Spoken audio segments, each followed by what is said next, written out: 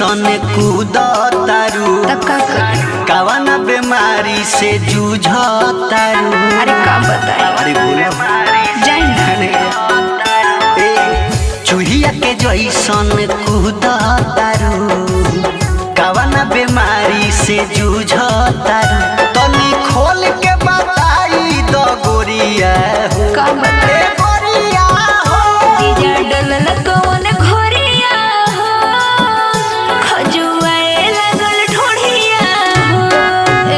जीजा डलल कौन घोरिया हो, खजुआए लागल ठोढ़िया हो।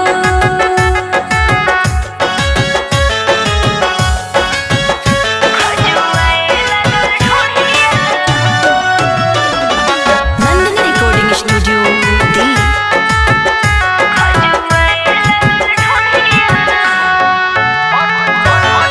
और गइल बा तहरा जीजा जी के पानी, जाय अब जा तू तर जई बुरानी, जाई। जाय अब जा तू तर जई बुरानी।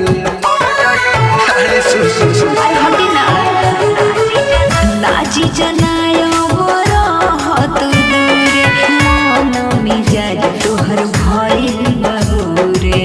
अरे बड़ी बुरा बानी जी, लाले लाले हो गइल बाउरिया हो, ओरिया हो जीजा डलल कौन घोरिया हो, खजुआए लागल ठोढ़िया हो। जीजा डलल कौन घोरिया हो, खजुआए लागल ठोढ़िया हो। खजुआए लागल ठोढ़िया हो। Music by Rishi Raj.